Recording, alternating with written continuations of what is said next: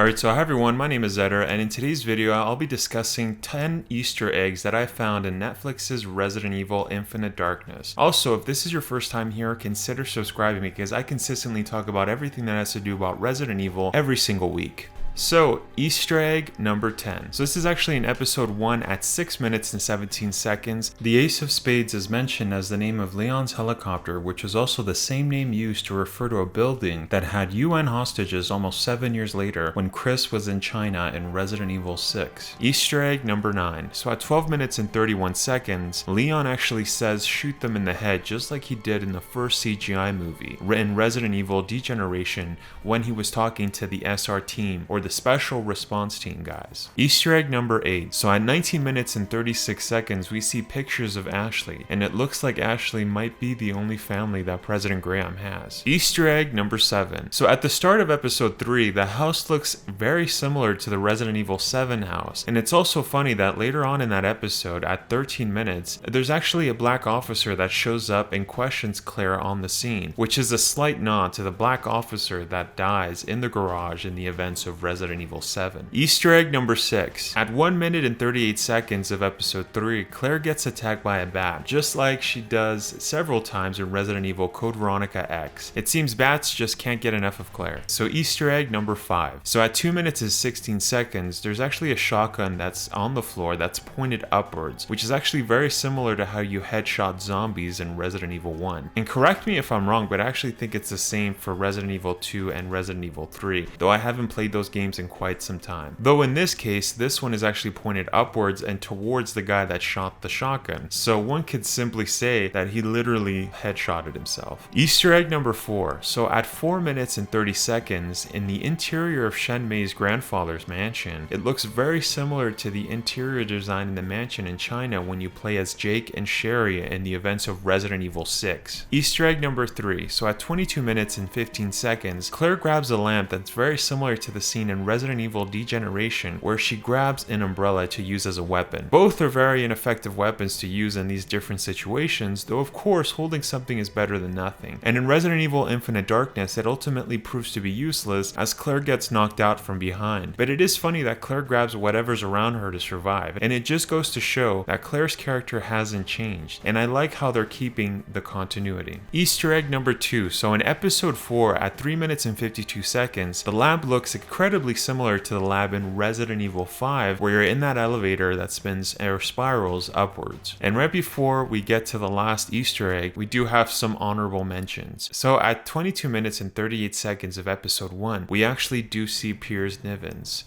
No, I'm just kidding. We actually don't see Piers Davis. He's just the guy that has the same haircut. But when I did see that, I was like, dude, that looks exactly like Piers Davis. Get out of here. But no, in all honesty, a real honorable mention would be Shen actually in episode 4 at 5 minutes and 55 seconds. She mentions that Jason told her that Wilson has a fully equipped lab underneath the airport. And Leon responds with right underneath everyone's noses.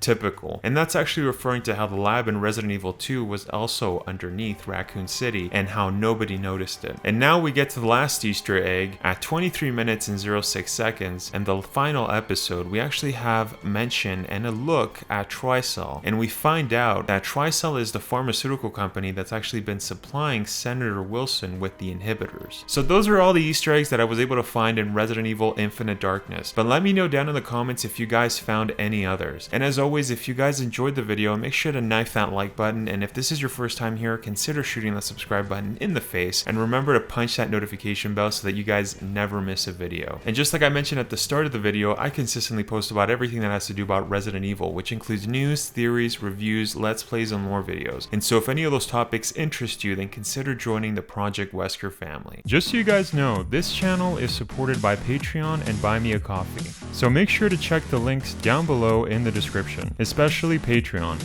to see all the perks you could get.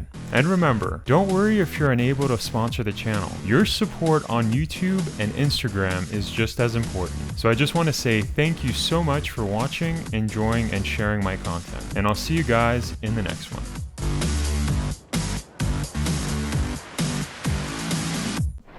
The right to be a god. That right is now mine.